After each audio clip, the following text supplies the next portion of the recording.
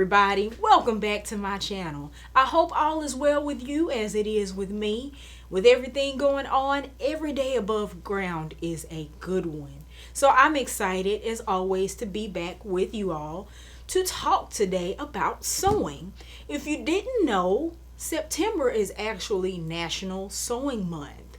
I haven't really talked a lot about sewing on this channel or on the Mac the Maverick blog, but if you have watched my videos, you've probably seen subtle references in the background to my love for sewing.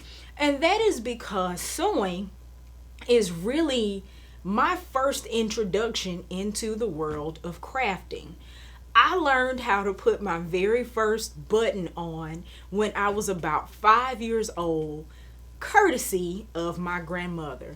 My grandmother is a professional seamstress by trade, and she has been doing so northwards of 50 plus years. It's been a long time. And she was the go-to person for everybody's alterations in town, and the one who sold for the school district, whether it be choir uniforms, band uniforms. She's done fashion shows, etc., etc., etc. And she taught me really everything I know about sewing, and it became a shared love of ours, something that we really bonded over. I have so many fond childhood memories of her keeping me and taking me with her to the fabric store. And when I got old enough to sew, she taught me how to do buttons, and then I graduated up to pillows, and then I graduated up to trying to make my own clothes, which was great because we didn't have a whole lot of money. So I was still able to kind of develop my own personal style and try some things via sewing. And so she and I would sit up all night and we'd be working on stuff. We'd have two machines going at each end of the table, and she'd say, well, I'm just gonna put these sleeves in and then I'm going to bed. And then she put the sleeves in, and then we'd say, I'm just gonna, put these buttonholes on, and then I'm going to bed. And we'd look up, and it'd be like 2 or 3 o'clock in the morning, and we had finished the entire thing of whatever we were working for because we were having just so much fun. So Grams, if you're watching this, I love you, and thank you so much for sharing this wonderful hobby with me. I just want to bubble wrap her all the time. But anyway, I've been sewing for a while, but I really kind of grew a love of apparel making, and closer into adulthood, I really started to love doing like evening wear and my cocktail dresses for when I would go dance and things like that. But now that my life has changed, I don't get to sew often. I don't think I have made a piece of clothing in a couple of years, but I have been able to scratch my sewing itch with head wraps. Y'all see me wear head wraps a lot on this channel and on social media, and I do make my own. So I figured in honor of National Sewing Month, I would do my very first sewing tutorial for you. Let's talk a little bit about head wraps. So head wraps themselves actually originate in the cultures of sub-Saharan Africa. They have been used for centuries as not just an expression or an enhancement of women's beauty, but also to tell kind of the story of who they are and things about them, like their marital status, their age, their wealth, so on and so forth.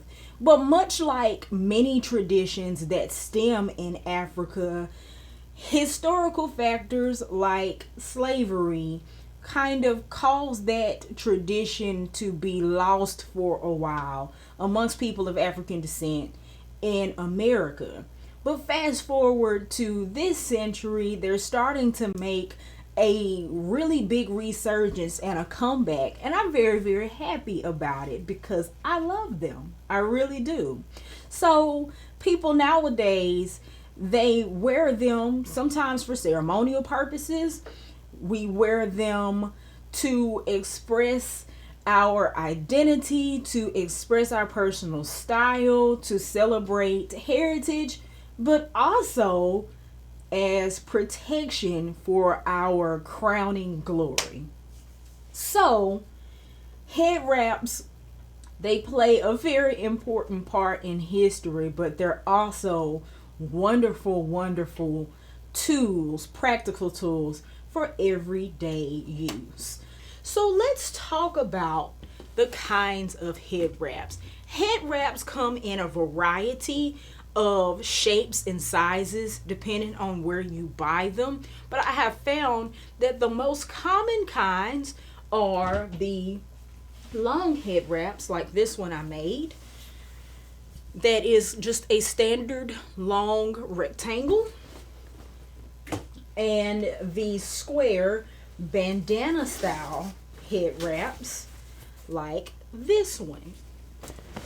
So they both have their place, but I think we'll make the long head wrap today. That's what I'm wearing because I feel like they're a little bit more versatile. So that's what we'll do for today.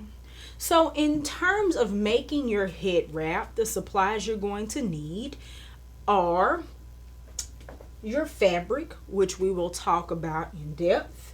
You're going to need a pair of scissors. You will need pins.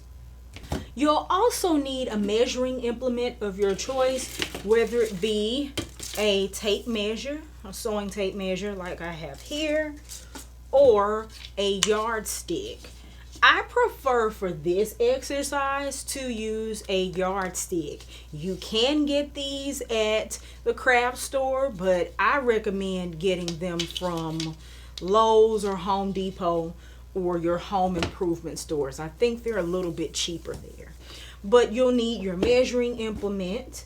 You will need a pen or a marker to mark said measurements, scissors, and something to construct your head wrap with. I'm going to be using my sewing machine today. If you don't have a machine, don't be discouraged. You can do this with, do I have one in here? You can do this with a needle and thread.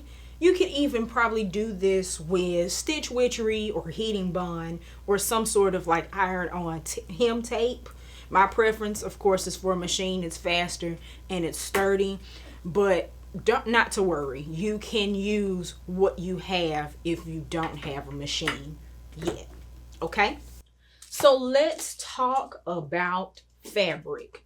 My preferred fabric for making a head wrap is actually cotton.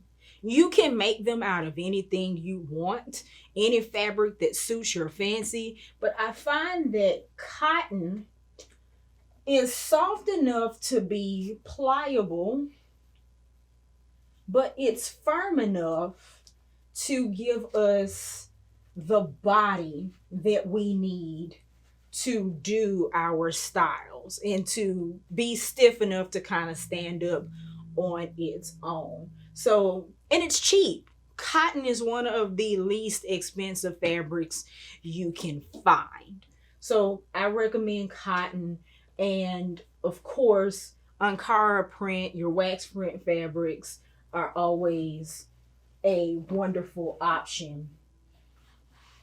Like this that has the actual gold embellishments. I really, really love this piece of fabric. But anyway, I think cotton is king for head wraps. I take for granted that the fabric store is not intimidating for me because I grew up in the fabric store. But I realize if you're just starting out, it can be kind of overwhelming. And there is a way that you buy fabric that you may or may not know. So not to fear, I'm going to take you on a tour of the fabric store. I'll show you how the fabric store is laid out, what to look for, and how to purchase your fabric, and then we'll come back here. Welcome to the fabric store. So This is specifically the fabric section of Hobby Lobby, which isn't terribly different from Joann or any other retail fabric store, but I realized that it may be an intimidating and overwhelming place for a person who's not familiar or has never purchased fabric before. So, not to worry, I'm going to take you on a tour. As you can see, there's racks on racks on racks of fabric, and most of it is grouped by type. Like right here, you have your flannel blanket fabric. This is their specialty apparel, their featured apparel fabric. Then you have knits in this section. And then you have special occasion fabric. And then in this section, you see ribbon and trim by the yard. And in this area, you have lots of cotton, which tends to be a pretty hefty section in most stores because a lot of people like to quilt. And then this is also probably the most important section for you making a head wrap because I'm recommending cotton. And with the popularity of Ankara prints and wax prints and the like, a lot of fabric stores are starting to give those type shirting fabrics their own section. And Joann does as well, I know that for sure. But anyway, when you come to buy your fabric, it could be stored a number of different ways. Apparel fabric and quilting fabric, like what you see here in the cotton section, is stored on these cardboard spools called bolts. Fabric can also be sold by the pack, as you see here with these fat quarters and also some of the bundles here on the side of this rack. That's more common on the quilting side of things and places like Walmart. For a project like this, I would stay away from pack fabric, and we'll talk a little bit more about why when we get to measuring and cutting for this project. But you can buy fabric this way. So I just showed you that apparel fabric is traditionally stored on a boat like this one. Home decor fabric is often stored on a roll like this. And behind me, this velvet, as you can see, is stored on a hanger, but it's all sold by the yard. So don't let this intimidate you. I'm going to show you some things to look for. When you find a piece of fabric and want to take a closer look at it, let's take a closer look at this bolt. The bolt label on the end is going to tell us some important information. The bolt label is going to tell you how many yards were originally on this bolt to begin with, the name of the fabric or the type. It's also going to tell you what it's made of. In this case, focus, 100% cotton. It's also going to tell you the care instructions, the price, also very important, as well as this number right here, which is the size of the bolt. We got to pay close attention to that. So if we take a look at the floor, you should notice some short bolts and some tall bolts. The size number that we just looked at is actually the width of the fabric. So let's look a little bit closer at one of these bolts. Okay, so the fabric on this bolt is 43 inches wide, and there were 8 yards of it to begin with. Let's look at another one. This seersucker right here is 44 inches wide. This cotton is between 49 and 51. Assume 49. And here's a bolt where the fabric is 58 to 60. This is very important because you never want to get caught in a situation where your fabric's not wide enough to cut what you need to cut, or you haven't purchased enough fabric based on the width to lay your items out correctly. And I'll tell you a quick cheat if you need to eyeball it. If you see a short bolt like this one, it's gonna be in the neighborhood of 45 inches or lower. If you see a tall bolt that's full all the way to the top like this, it's gonna be around 60 inches wide. And again, that's just kind of a way of ballparking that. For instance, if the bolt is missing a label or something, you can also take that bolt to the counter and let them measure it, but your label at the end is always going to be your source of truth. Another quick treat: if you're unsure if a bolt of fabric has enough fabric on it to do what you need to do, every 2 folds is a yard. So that's 1 yard of this fabric, and I can count those folds and know how many yards are left. This is also good to know if, for instance, the line at the cutting table is long and you don't want to get up to the counter and find out there's not enough on your bolt and you don't feel like having them unroll the whole thing. You can do a guesstimate from there. Also, in the fabric store, you've got your notions and tools area. It's usually on a wall. Things like your pins and your buttons and attachments and fasteners. All of the things you need to work on your garment and finish it. Scissors, tools, tape measures, etc., can be found in the fabric section.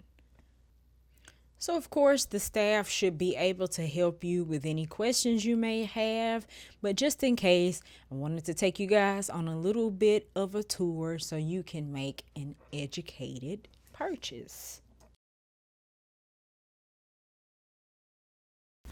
So once you've chosen your fabric at the fabric store, it's time to purchase it. We're going to do some very quick math. So, we talked about the common styles of head wraps. A square wrap is generally going to be 36 by 36 or 35 by 35. That's a square yard. Your long head wrap is going to be 72 inches and between 72 inches long and between 20 and 22 inches wide. You can vary that, but that's generally standard. So the question you want to ask is my fabric wide enough? If we want fabric that it is at least 20 to 22 inches wide, 45 is wider than that. 50 is wider than that. 60 is wider than that. Any of those on the boat fabrics, I can't even think of an exception to that. Any of those on the boats fabrics are going to be wide enough to accommodate your project. Fabric is actually sold by the length of the yard. So we'll do some quick math. We learned back in elementary school or middle school that there are 36 inches in a yard, right? We need our head wrap to be 72 inches long. 72 divided by 36 is 2. That means we need a solid 2 yards of fabric to make our head wrap. Now, the caveat here, you'll be able to buy your fabric by the yard on a bolt, right? But our packaged fabrics, like the Waverly ones that you find at Walmart or so, those might not be long enough unless you find a pack that's 2 yards by something wider than this. It's not going to accommodate a long wrap. You can get one of these out of that, but not one of these. So just beware, you're going to want to go and buy your fabric by the yard. You need 2 yards of whatever fabric you're going to buy. And knowing this, you are going to confidently walk your beautiful self up to the counter, and you're going to tell the person working there at the cutting counter to cut you 2 yards of fabric. All right. So now that we've purchased our fabric and we've brought it home, it's time to cut and sew. Not so fast. The first thing you need to do before you cut anything is prepare your fabric. There are varying opinions on doing this and how to do it, but my recommendations are simple. You need to pre-wash your fabric. Why wash fabric before it's even been sewn? I'll tell you why. First of all, you might have some factory nasties in your fabric. And what I mean by that, like sometimes you'll get a piece of fabric and you'll be able to smell the chemicals from the factory in that fabric. If you've got sensitive skin like me, you might not want that next to you, okay? Or anything else that might be, damaging or irritating. You want to wash that out. Secondly, and probably just as important, fabric behaves differently once it has been washed. And what are we using? Cotton. Cotton is notorious for that, specifically shrinking. We're not as worried about shrinking when it comes to a head wrap, but I will tell you, there's nothing more disappointing than making a garment out of cotton or another fabric that shrinks, or one that stretches, and you get it and you tailor that thing and it looks good on you, right? And then you go to wash it, and the next time you get ready to wear it, you can't wear it because it's too small or it's too big. So definitely want to pre-wash and kind of preempt that kind of stretching and shrinking and that behavior. And when it comes to like traditional wax prints, let's see if I got one actually right here on the top. Traditional wax print fabric, the wax on it makes it stiff and not as pliable. It sounds like your uncle's jeans after they've been starched hard. But that fabric is kind of stiff, and you're going to want to make it a little bit more pliable and easier to work with. I'm going to link a video. I'll put a card and a link in the description bar to a video that wonderfully explains why we wash wax prints and how.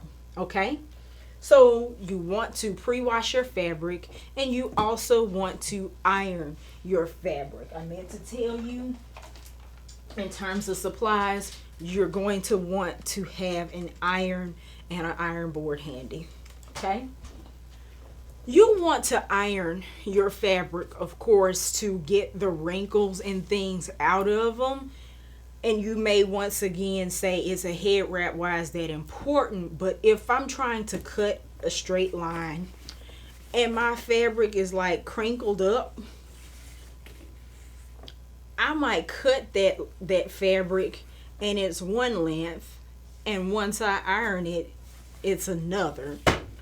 It interferes with the accuracy of your cutting when your fabric is wrinkly. So you'll want to press that out, and it'll be so much easier to work with. All right, so once we have our fabric purchased and pre-washed, it's time to lay it out and cut it. Hey y'all, once again I'm gonna split this video up into two parts. The first part is obviously very beginner centric. If you are an advanced sewer, thanks for hanging in there with us. We're gonna cover cutting and sewing our head wrap in part 2. So make sure you have your fabric and it's prepared to cut and sew, and I will see you in part 2.